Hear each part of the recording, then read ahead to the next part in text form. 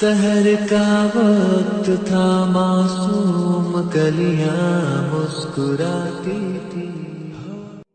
हजरत आयशा खुद गवाही देती है, सबसे ज्यादा हुजूर हजरत फातिमा से प्यार करते हैं। छोटी उम्र थी तो जनाब खतीजा, जरा अंदाज देखिएगा बेटी की मोहब्बत का। हजरत खतीजा फरमाती हैं हुजूर जब घर आते ना तो दरवाजे पे खड़े होके ऊंची आवाज में फरमाते अस्सलामु अलैकुम। कहते हुजूर ना सलाम लेते, मैं जवाब देती अपने घर हुजूर आए हैं, पर नबी पाक दरवाजे पे ही खड़े हैं। फरमाती हैं खड़े रहते हुजूर, मैं फिर थोड़ा हंसती और फिर मैं कहती फातिमा सुनती हो? अम्मा जी सुनती हूँ। फरमाया तुम्हारे अब्बा आ गए हैं दरवाजे पे। तो फरमाती हैं जनाब फातिमा वहां से दौड़ के आती और रसूल करीम का दरवाजा खोलती, फिर नबी पाक को उंगली से पकड़ के अंदर लाती। फरमाती जब तक वो जाती नहीं अल्लाह के रसूल दरवाजे पे खड़े रहते। वो उंगली पकड़ के लाती, फिर रसूल करीम उन्हें गोद में बिठा लेते। फरमाते वो छोटी छोटी बातें पूछती और हुजूर उनके बड़े बड़े जवाब देते। वो छोटी छोटी बातें, बचपन की एक बात लिखी है हमारे मुहद्दिसीन ने। एक दिन छोटी उम्र में, बिल्कुल छोटी उम्र में हजरत फातिमा ने पूछा या रसूल अल्लाह मैं अपने रब को कब देखूंगी? अल्लाह अकबर, उम्र छोटी और बात बड़ी कर दी, मैं कब देखूंगी? तो हुजूर ने फरमाया फातिमा बड़ी जल्दी, रब करीम तुम्हें जन्नत में ले जाएगा और सारी जन्नती औरतों की सरदार बनाएगा और फिर मेरा रब तुझे अपना दीदार भी कराएगा। तो जनाब फातिमा तो ज़हरा रज़ी अल्लाह ताला अन्हा छोटी छोटी बातें करती। हजरत खतीजा कहती हैं जब चले जाते ना हुजूर तो मैं फिर बुलाती, मैं कहती इधर आना फातिमा, क्या बातें कर रही थी अपने अब्बा से? तो कहती फिर वो मुझे बताती भी और राजी भी होती। ये सिलसिला आखिर तक चला। ये हजरत फातिमा से राज की बातें करना हुजूर का आखिर तक चला। बुखारी मुस्लिम में हदीस, वहां रावी हजरत खतीजा है, यहाँ रावी हजरत आयशा सिद्दीका है। जनाब आयशा सिद्दीका कहती हैं हुजूर के विसाले ज़ाहिरी से कुछ दिन पहले खुद नबी करीम अलैहिस्सलाम ने हजरत फातिमा तो ज़हरा को बुलाया और जब वो आई तो कहती हैं उनको मैंने आते देखा तो मैंने फिर हुजूर को उनके इस्तकबाल के लिए खड़े होते भी देखा। फिर हुजूर ने उनका माथा चूमा, जहां बैठे थे वहां बिठाया, पहलू में बैठ गए और फरमाती हैं फिर बाप बेटी बातें करने लगे। मैं कोई चीज बना रही थी तो जनाब आयशा कहती है मैंने देखा कि हुजूर ने उनके कान में कोई बात कही तो जनाब फातिमा रोने लग गई। फिर हुजूर ने कान में कुछ कहा तो वो मुस्कुराने लगी।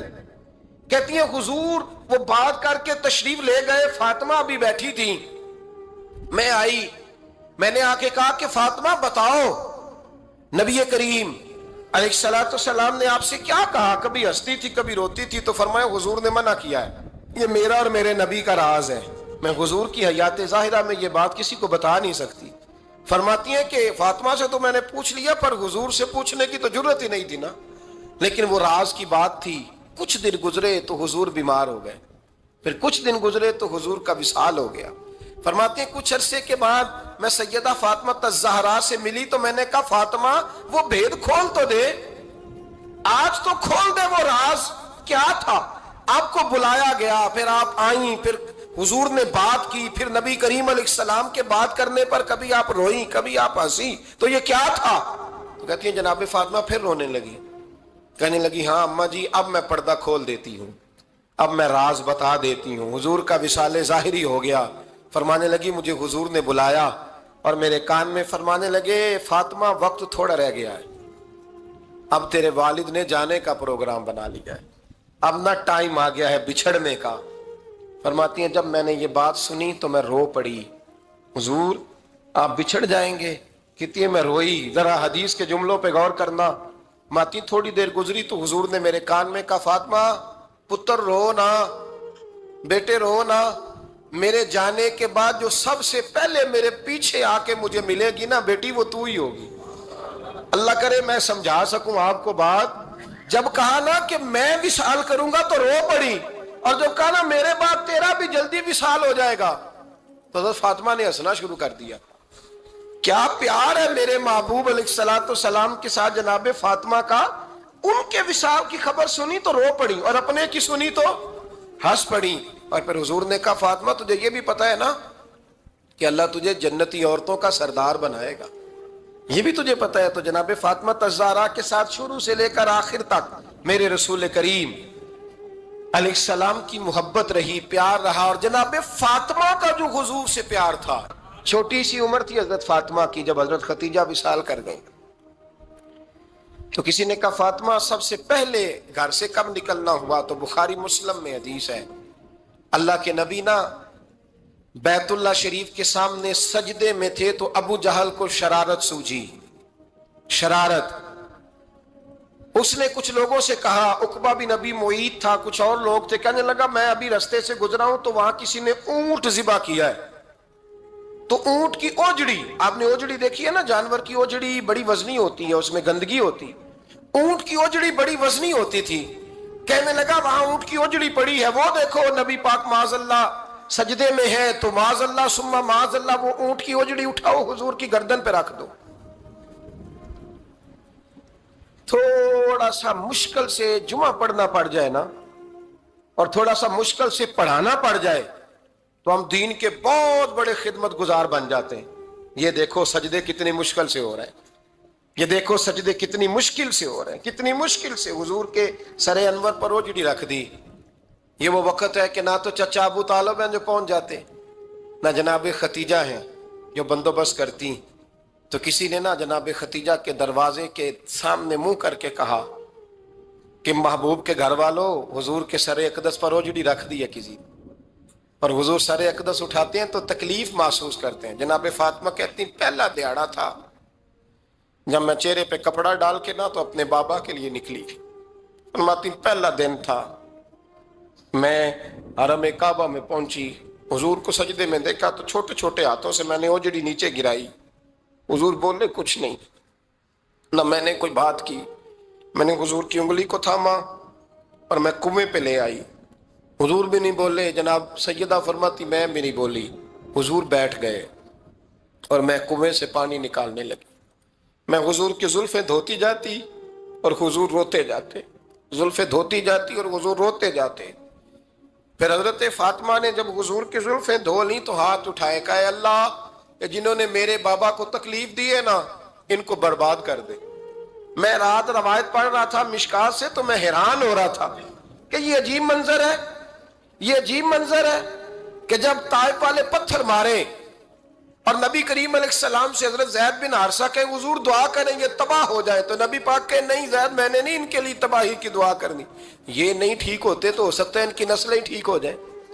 اور جب احد میں وہ لوگ پتھر مار کے دانت شہید کر دیں، حضرت ابوبکر صدیق جیسی ٹھنڈی طبیعت کا آدمی عرض کرے حضور دعا کریں گے تباہ ہو جائے، تو حضور نے فرمایا اللہم اہد قومی فإنہم لا یعلمون، یا اللہ میری قوم کو ہدایت دے، یہ جانتے نہیں یہ کیا کر رہے ہیں. حضور نے کبھی بھی کسی کے لیے دعائے ضرر نہ فرمائی.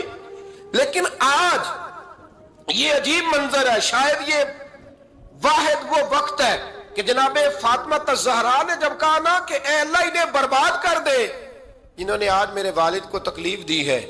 حضرت فاطمہ کی دعا سن کے تو حضور نے بھی ہاتھ اٹھائے، کہا اے اللہ جیسے میری بیٹی کہتی ہے نا ویسے ہی کر دے، اللہ کر دے انہیں برباد. فاطمہ جیسے کہتی ہے ویسے، اللہ کرے آپ کو سمجھ آئے میری بات کی کہ وہاں جہاں شدید تکلیف دی گئی وہاں حضور نے کسی کے لیے ایسی دعا، اور یہاں فرمایا اللہ جیسے فاطمہ کہتی ہے ویسے. اللہ اکبر. حضرت عبداللہ ابن مسعود کہتے ہیں کہ وہ دعا بھی میں نے سنی اور پھر میں نے ان سب لوگوں کو جن کے لیے جناب سیدہ نے دعا کی تھی ان سب کو پھر میں نے بدر میں کٹتے ہوئے بھی دیکھا. میں نے ان کی لاشوں پر گھوڑے چلتے ہوئے بھی دیکھے. پھر میں نے دیکھا کہ صحابہ انہیں گھسیٹ کر کنووں میں ڈال رہے تھے. میں غور سے دیکھ رہا تھا اور ان کے چہرے پہچان رہا تھا. تو مجھ سے کسی نے کہا عبداللہ تم کیا غور کر رہے ہو؟ تو میں نے کہا میں غور کر رہا ہوں یہ وہی ہیں سارے جن کے لیے سیدہ فاطمہ نے دعا کی تھی کہ یہ برباد ہو جائے، یہ وہی ہیں میرے رسول کریم علیہ السلام کی ہر تکلیف کو جناب فاطمہ نے اپنی تکلیف سمجھا، ہر تکلیف کو. حضرت فاطمہ الزہرا کا کمال یہ ہے کہ انہوں نے میرے محبوب کا دکھوں میں ساتھ دیا. حضور کی تکلیف پر وہ تکلیف میں آتی، پریشان ہوتی. یہاں سے بات چلی 4-5 سال عمر مبارک تھی. حضرت فاطمہ کی کل عمر 29 سال ہوئی ہے. حضور کی عادت مبارکہ تھی جب سفر پہ تشریف لے جاتے تھے تو سب سے آخر میں سیدہ فاطمہ کے گھر جاتے، واپس آتے تو سب سے پہلے سیدہ فاطمہ کے گھر جاتے. مولا علی کہتے ہیں ایک دن میں نے عجیب نظارہ دیکھا، نبی کریم علیہ السلام سفر سے واپس آنے والے تھے. میں نے حضرت فاطمہ کو اطلاع دی کہ حضور آج پہنچ جائیں گے, تو انہوں نے گھر سارا صاف کیا, سجایا, سنوارا, کھانا پکایا. لیکن فرماتی ہیں جیسے ہی حضور اندر داخل ہوئے نا گھر کے, جناب فاطمہ نے حضور کا چہرہ دیکھا تو ہاتھ پکڑ کے چومنے لگی. اور کہتے ہیں جب انہوں نے سر اٹھایا تو ان کا چہرہ سارا آنسوؤں سے بھرا ہوا تھا. رسول کریم نے بیٹی کے سر پہ ہاتھ رکھا, بٹھا لیا, فرمایا فاطمہ بیٹے رونے والی تو بات کوئی نہیں تھی, کیوں رو پڑی ہو؟ تو عرض کرنے لگی محبوبہ میں بچپن سے دیکھ رہی ہوں, محنت کرتے, جد و جہد کرتے, مشقت کرتے, یا رسول اللہ آج آپ آئے ہیں تو آپ کے چہرے پر تھکاوٹ کے آثار ہیں, حضور وجود تھکا ہوا ہے. یا رسول اللہ میں نے ساری زندگی آپ کو کام کرتے دیکھا ہے, مدینے والے حبیب مجھے بتا تو صحیح کام کب تک کرنا ہے؟ کو وقت آئے گا جب آپ کی کمر بھی بستر سے لگے, کو ٹائم آئے گا آپ گھر میں بیٹھیں, من پسند غذائیں کھائیں, حضور کب تک یہ جد و جہد کرنی ہے, کب تک یہ کام ہوگا؟ جناب فاطمہ فرماتی حضور نے میرے آنسو پونچھے. مولا کائنات شیر خدا فرماتے ہیں نبی کریم علیہ السلام فرمانے لگے فاطمہ تیرے باپ کی ڈیوٹیاں بڑی زیادہ ہیں, جب تک دنیا کے آخری کونے تک دین نہیں پہنچ جاتا اور جب تک اینٹیں اور پتھر بھی میرے دین کا پیغام سن نہیں لیتے اتنی دیر تک تیرا باپ جد و جہد کرتا ہی رہے گا. تو جناب فاطمہ نے وہ سارے رنگ دیکھے رسول کریم علیہ السلام کی حیات مبارکہ کے. پھر یہ ساری کیفیت جب دیکھی نا کہ حضور اتنی محنت کرتے ہیں تو پھر جناب فاطمہ کو میرے نبی کی امت سے پیار بڑا ہو گیا صلی اللہ ہو.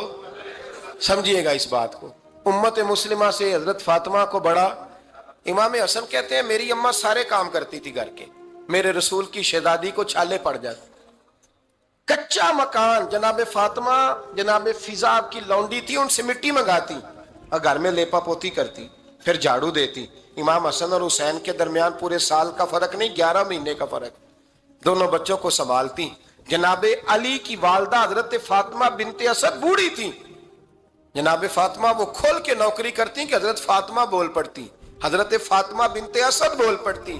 کہتی بیٹے فاطمہ میرا اتنا نہ خیال رکھا کر, تیرے اپنے بھی بچے ہیں. جناب فاطمہ فرماتی آپ صرف علی کی ماں تو نہیں نا, آپ میری بھی تو ماں ہے نا. یہاں بیبیاں فلسفہ بیان کرتی ہیں, وہ کہتی ہیں جی کس حدیث میں آیا ہے ساس سسر کی خدمت فرض ہے؟ میں نے کہا کسی میں بھی نہیں آیا. ہم کیا کہہ رہے ہیں, کسی میں بھی نہیں آیا, لیکن یہ تو آیا ہے نا کہ شوہر راضی ہو تو اللہ راضی رہتا ہے. تو اگر شوہر ماں باپ کی خدمت سے راضی ہوتا ہے تو کرو خدمت, اس کو تو راضی کرنا ہے نا, اس پر تو توجہ دو. حضرت فاطمہ پھر چکی پیستی, چکی چکی یہ آسان جملہ نہیں کہہ جاتے ہیں ہم, سن لیتے ہیں آپ. چکی پیس کر, جو پیس کر اس کا آٹا بنانا, پھر بچوں کے لیے کھانا پکانا. پھر ایک دن کہنے لگے علی آپ کی آمدن تھوڑی ہے, خرچے زیادہ, چرخا نہیں لا دیتے. فاطمہ کیا کرو گی؟ فرمایا تھوڑا سا سود بنا لیا کروں گی, تم بیچ آیا کرنا. چلو میں تھوڑا ہاتھ بٹاؤں گی. یہ ساری ڈیوٹیاں کر کے حضرت حسن فرماتے ہیں پھر عزت والے رسول کی عزت والی بیٹی, پھر شانوں والے نبی کی شانوں والی بیٹی, پھر پاک محبوب کی پاک شہزادی, ساری ڈیوٹیاں کر کے رات کو مولا علی سے کہتی اگر آپ اجازت دیں تو اللہ کو راضی نہ کر لوں. حضرت علی فرماتے فاطمہ جیسے دل کرے. تو امام حسن کہتے ہیں پھر میری ماں مصلی بچھا لیتی, مصلی, اور پھر ساری رات وہ نماز پڑھتی, ساری رات.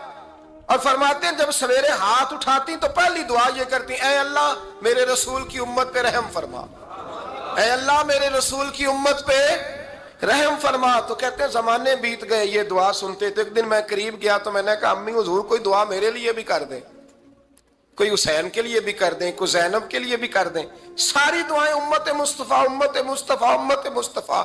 کتنا بڑا جملہ ہے, کتنا بڑا. شیخ محقق نے لکھا ہے کتنا بڑا. جناب فاطمہ فرمانے لگی تیرے لیے بھی کرتی ہوں, حسین کے لیے بھی کرتی ہوں, زینب کے لیے بھی کرتی ہوں, سب کے لیے کرتی ہوں. پر بیٹا یاد رکھنا فاطمہ کی دعاؤں پر پہلا حق میرے رسول کی امت کا ہے. فاطمہ کی اصل میں بات بہت خوشی کی سنا دی میں نے آپ کو, لیکن آپ وہیں سست کے سست رہ گئے. یہ کسی عام آدمی کی دعا نہیں, پیر صاحب کی, درویش صاحب کی رٹی رٹائی دعا نہیں, یہ سیدہ فاطمہ کی دعا ہے. آپ کو اتنا بڑا خزانہ مل رہا ہے اور آپ سمجھے ہی نہیں بات کو. حضرت فاطمہ فرمانے لگی میری دعاؤں پر سب سے زیادہ حق میرے رسول کی امت کا ہے، تو میں یہ حق ہمیشہ ادا کرتی رہوں گی، میں انہیں دعائیں ہمیشہ دیتی رہوں گی۔ حضرت فاطمہ بڑا پیار کرتی ہیں۔ امام حسن کہتے ہیں کہ ایک پورا دن گزر گیا، کھانے کو کچھ نہ ملا، اگلی شام آ گئی تو چند روٹیاں کھانے میں ملیں، جوں لائے حضرت علی، جناب فاطمہ نے پیس کے روٹی پکائی، فرماتی ہیں سب کو کھانا کھلا دیا تو اپنی روٹی آپ نے رکھ لی۔ جب آپ کھانا کھانے لگی، کھانے پر ہاتھ ہی رکھا تھا کہ دروازے پر کسی نے صدا دی، تو کہتے ہیں بولنے والے کے لفظ بڑے عجیب تھے، جس نے صدا دی نا اس کے لفظ بڑے عجیب تھے، کہنے لگے اور رسول اللہ کی بیٹی، میں 2 دن سے فاقے میں ہوں، تو مجھے پتا ہے اس گھر سے روٹی ضرور ملے گی۔ جناب فاطمہ نے نہ کھانا اٹھایا، امام حسن کو کہنے لگی بیٹے دے آ۔ جناب حسن کہتے ہیں مجھے بڑی تکلیف ہوئی، ہم سب کھانا کھا چکے تھے، مولا علی بھی کھا چکے تھے، صرف میری اماں نے نہیں کھایا تھا۔ ماں اور بیٹے کا پیار، اور پھر حسن حسین اور سیدہ کا پیار۔ فرماتے میں نے کہا اماں جی آدھی دے دیتے ہیں، آدھی آپ کھا لیں، پورا دن گزر گیا آپ فاقے سے ہیں۔ تو کہتے ہیں حضرت فاطمہ نے میرے سر پہ ہاتھ رکھا، پھر میرا ماتھا چوما، کہنے لگی بیٹا تو نے اس کی آواز نہیں نہ سنی جس نے صدا لگائی، اس نے نہ تو علی سے بات کی نہ تیرے ساتھ بات کی، اس نے تو کہا رسول اللہ کی بیٹی، تم نے صدا نہیں نہ سنی، اس کے لفظ کیا ہے، اس نے تو میرے ساتھ بات کی۔ اور پھر فرمایا بیٹے میں 1 دن سے فاقے میں ہوں، وہ 2 دن سے فاقے میں، میرا 1 دن گزارا اور ہو جائے امت کے ساتھ۔ ایک دن نا ایک نبی پاک کی بارگاہ میں شخص آیا، اس نے کلمہ پڑھا، قبیلہ بنو سلیم سے اس کا تعلق تھا۔ نبی کریم علیہ السلام نے اس کی مالی حالت پوچھی، تو عرض کرنے لگا یا رسول اللہ صلی اللہ علیہ وسلم میرے قبیلے میں 3000 لوگ ہیں اور سب سے غریب میں ہی ہوں۔ نبی کریم صلی اللہ تعالی علیہ وسلم نے فرمایا اس کی مدد کرو بھائی۔ حضرت سعد بن عبادہ اٹھے تو انہوں نے نا اس کو کہا کہ میری اونٹنی باہر کھڑی ہے تو یہاں سے اٹھ کے چل، میں اونٹنی تجھے دیتا ہوں۔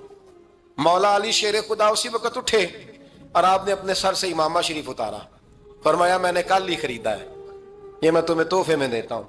حضور نے نا حضرت سلمان فارسی کی ڈیوٹی لگائی، فرمایا اسے سواری بھی مل گئی، کپڑے بھی مل گئے، اس کے کھانے کا بندوبست کر، پتہ کر کس گھر میں کھانا ہے تو لا۔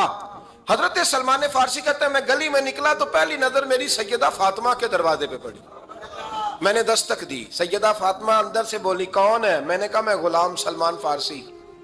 جناب فاطمہ تزارہ سے میں نے عرض کی ایک بندہ آیا ہے، کلمہ پڑھا ہے، اور وہ کہتا ہے 3000 آدمی میرے قبیلے میں ہے اور سب سے غریب میں ہوں، تو اماں جی اس کو مولا علی نے امامہ دے دیا ہے اور حضرت سعد بن عبادہ رضی اللہ تعالیٰ عنہ نے اونٹنی دے دی ہے۔ اب وہ حضرت فاطمہ فرما سکتی تھی کہ جب شیر خدا نے دے دیا ہے تو ہمارا تو حصہ پڑ گیا، تو فرمانے لگی بھائی میرے ساتھ کیا مطالبہ ہے بتاؤ جلدی کرو۔ کہا کھانا نہیں کھایا اس نے، تو آپ فرمانے لگی کھانا دیتے ہیں۔ حضرت سلمان فارسی کہنے لگے اماں جی کھانے میں کیا ہے؟ تو کہنے لگی کچھ بھی نہیں، 3 دن ہو گئے حسن حسین نے روٹی نہیں کھائی، پر بڑا کچھ ہے میں دیتی ہوں۔ کہتے میں سوچ میں پڑ گیا کہ انہوں نے 3 دن سے نہیں کھایا، پھر بھی بڑا کچھ ہے، پھر بھی ہم نے نا جو کھایا ہے اور باقی کا سالن فریج میں رکھا ہے، پرسوں والا بھی فریز ہوا پڑا ہے، شام کی سبزی آ گئی، کسی نے پوچھا حال کیا؟ کہتا سب سے غریب میں ہی ہوں، بڑا ماڑا بندہ ہوں، رو پڑیں گے پریشان۔ کہا بچوں نے 3 دن سے روٹی نہیں کھائی، پر سلمان بڑا دیا ہے میرے اللہ نے، بڑا کچھ ہے۔ تو کہا اماں جی پھر کرنا کیا ہے؟ فرمایا تو ٹھہر دا میں بتاتی ہوں۔ کمبل پڑا تھا، بسترا سمجھ لیں، موٹا اوڑھنے کا، کھدر کا، حضرت فاطمہ جلدی سے لائیں، فرمانے لگے یہ پکڑو اور دیر نہ کرنا، یہ ہماری گلی کے کونے پہ نا 2-4 گھر چھوڑ کے تو ایک یہودی ہے، اس کا نام شمعون ہے، وہ اس طرح کی چیزیں گروی رکھ کے یا خرید کے نا تو پیسے بھی دے دیتا ہے، جوں بھی دے دیتا ہے، گندم بھی دے دیتا ہے، سرکہ اور کھجوریں بھی، اسے دے آ، اور وہ جو سامان دینا وہ میرے پاس لا، اور لا کے مجھے دے تاکہ میں جلدی سے اس آدمی کے لیے بندوبست کروں۔ پتہ نہیں بیچارہ کتنے دنوں کا بھوکا ہے، پتہ نہیں بیچارہ کتنے، اپنے بچوں نے 3 دن سے روٹی نہیں کھائی، لا نہ ذرا۔ حضرت سلمان فارسی کہتے ہیں میں نے تھوڑا توقف کیا کہ میں آپ کا بستر لے جاؤں، یہ کمبل لے جاؤں، تو فرمانے لگی حکم ہے میرا، وہ جانا پڑے گا۔ جناب سلمان فارسی کہتے ہیں میں شمعون یہودی کے پاس گیا، میں نے کہا یہ کمبل لو، چاہے تو نگد پیسے دے دو، سامان خرید لیتے ہیں، اور چاہے تو اناج، جوں، سرکہ، کھجوریں جو تمہارے پاس ہے دے دو۔ وہ کہنے لگا یہ کس کا ہے؟ بڑا شاندار ہے، بڑا خوشبو والا ہے۔ تو کہا یہ مولا علی کے گھر سے آیا ہے، پاک بی بی نے دیا ہے، کہ اس کو गिरवी रख लो और मेहमान के लिए कुछ दे दो। कहा मेहमान कौन सा? कहने लगे हुजूर के पास आके एक शख्स ने कलमा पढ़ा है और वो मुसलमान हुआ है और वो गरीब है, उसको रोटी देनी है। तो वो शमून यहूदी कहने लगा मैं भी तो रात पढ़ा करता था, तो आज ही सवेरे मैंने पढ़ा है, आज ही सवेरे पढ़ा है, अभी पढ़ा है। मैं बड़ी देर से हुजूर आए थे पर मेरी आंखों पे पर्दा ही रह गया। मुकद्दर सिकंदर का देखो कि प्यासे चले जा रहे हैं किनारे किनारे, मैं प्यासा ही मरने लगा था, आज ही मैंने पढ़ा है कि जो आखिरी उम्मत आएगी ना, उस उम्मत में जो रसूलुल्लाह सल्लल्लाहु अलैहि वसल्लम के करीबी होंगे, उनका कमाल ये होगा कि वो अपना पेट पर पत्थर बांध के दूसरों की मदद किया करेंगे। ये मैंने आज ही पढ़ा है और अभी तूने मुझे उसका नजारा करा दिया है।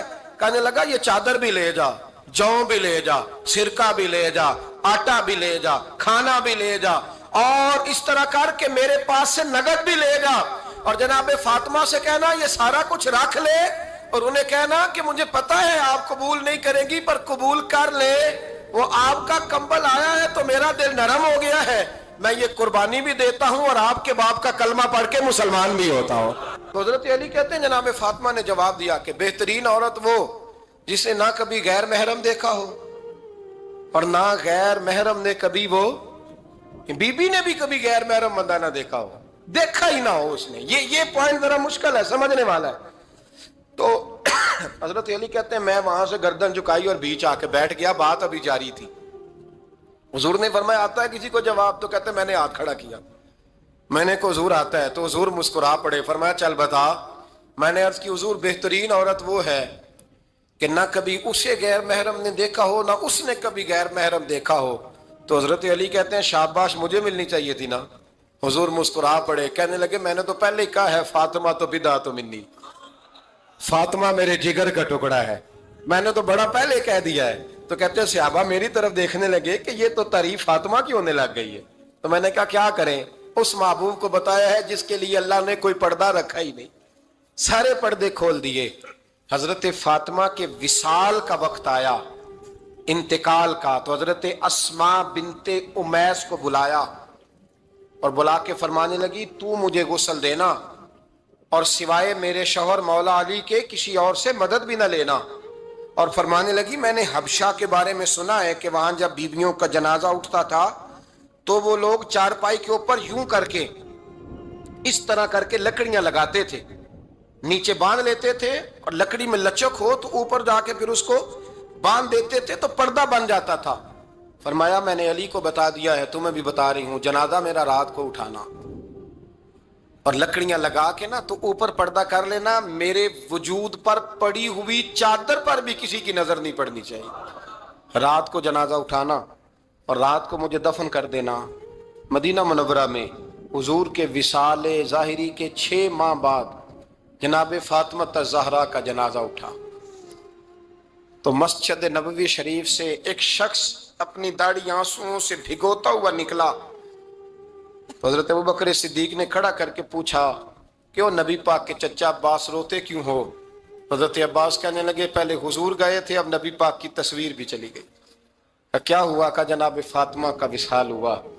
फिर से एक दफा मदीने में रात आई, फिर से शाम हुई, फिर से जनाजा उठा। शेर खुदा अलीउल मुर्तजा रदी अल्लाह ताला अन्हु ने, हजरत अब्बास ने, हजरत कुसुमुद्दीन अब्बास ने, हजरत अब्दुल्ला इब्न अब्बास ने तदफीन से फारिग हुए। एक रवायत है कि हजरत अब्बास ने जनाजा पढ़ाया और एक मुस्तनद रवायत है कि हजरत अबू बकर सिद्दीक ने जनाजा पढ़ाया। और जब जनाजा पढ़ा करके बाहर निकले तो हजरत अली शेर खुदा की आंखों में आंसू थे। इतने काली रोते क्यों हो? मानने लगे सिर्फ फातिमा नहीं गई, मुस्तफ़ा करीम की उम्मत के लिए दुआएं करने वाला एक बड़ा हाथ रुखसत हुआ है, एक बड़ा हाथ। जनाब फातिमा ज़हरा ने 29 साल की उम्र मुबारक गुजारी। मैंने पहले भी एक दफ़ा ये मौजू बयान किया था तो मैंने बात कर दी थी, क्योंकि मैंने नहीं की, वो बात किसी और की है, करनी बड़ी ज़रूरी है। अल्लामा इकबाल कहने लगे, इसरार बेखुदी में लिखने लगे कि फातिमा जो तूने किया है वो कोई नहीं कर सकता। इकबाल कहने लगे फातिमा जब तुझे देखता हूँ ना तो तड़प उठता हूँ। कहने लगे फातिमा मेरे रसूल करीम ने ना मेरे पाँव में शरीयत की जंजीरें बांध दी हैं, اگر مجھے شریعت منع نہ کرتی، حضور پابند نہ کرتے، تو میں کعبے کا طواف نہ کرتا، تیری قبر کا طواف کرتا۔ فاطمہ تو نے 29 سال میں وہ انقلاب برپا کیا، امت پر وہ رحمت کی۔ علی کے گھر کی ہیں عزت، علی سے سنتے ہیں۔ نبی کے گھر کی ہیں عزت، نبی سے سنتے ہیں۔ وہ جس نے معزز کیا گھرانے کو، حسین پال کے جس نے دیا زمانے کو۔ اور میرے اعلیٰ حضرت فرماتے ہیں سیدہ زاہدہ طیبہ طاہرہ۔ کبھی آپ اگلا فقرہ سنے نے تو بریلی کے امام نے حد کر دی، فرمانے لگے جان احمد کی راحت پہ لاکھوں سلام۔ جان احمد کہتے ہیں نبی پاک کی جو جان ہے وہ سیدہ فاطمہ ہے، اور صرف جان نہیں، یہ وہ والی حضور کی جان ہے جس سے نبی پاک سکون حاصل کرتے ہیں، راحت حاصل کرتے ہیں۔ جان احمد کی راحت پہ، اور اس کا ایک ترجمہ یہ ہے کہ نبی پاک کی جان کو سکون حضرت فاطمہ کی وجہ سے ملتا۔ جان احمد کی راحت پہ لاکھوں سلام۔ اور حضرت حسنین کریمین کا ذکر کرتے ہوئے فرماتے ہیں آب تطہیر سے جس میں پودے جمے۔ حضرت فاطمہ کے بارے میں کچھ روایتوں میں یہ آتا ہے کہ عورتوں کی طرح انہیں حیض نفاس نہیں آتا تھا، اللہ نے پاک پیدا فرمایا، اور مولا علی تو پہلے ہی پاک ہے۔ تو فرماتے ہیں یہ جو بچے ہوئے نا، یہ آب تطہیر سے جس میں پودے جمے۔ یہ بریلی کے امام کی محبت ہے سیدہ فاطمہ سے اور حسنین کریمین سے۔ کیا انداز ہے، کہنے لگے آب تطہیر سے جس میں پودے جمے، اس ریاض نجابت پہ لاکھوں سلام۔ اس ریاض، پتہ نہیں کہاں بیٹھ کے لوگ اہل بیت کی شان بیان کرتے ہیں، اہل بیت کی شان سننی ہے تو بریلی کے امام سے سنو۔ اس ریاض نجابت پہ کہتے ہیں حضرت فاطمہ صرف پاک نہیں، پاکیزگی کا پورا باغ ہے، پورا، یعنی ان کی چھاؤں بھی پاک ہے، ان کا سایہ بھی، ان کا پھل بھی، ان کی ٹہنیاں بھی، بولے تو صحیح یار، ان کی ٹہنیاں بھی، ان کی زمین بھی۔ اس ریاض نجابت پہ لاکھوں سلام، اس ریاض نجابت پہ لاکھوں سلام۔ سیدہ زاہدہ طیبہ طاہرہ، جان احمد کی راحت پہ۔ اے اللہ، رمضان کا جمعہ ہے، بڑے سارے لوگ موجود ہیں، ہم تیری بارگاہ میں التجا کرتے ہیں، اے عرش و فرش کے مالک، پاک رسول کی پاک بیٹی کا صدقہ امت کی ہر بیٹی پہ رحم فرما۔ آخر دعوانا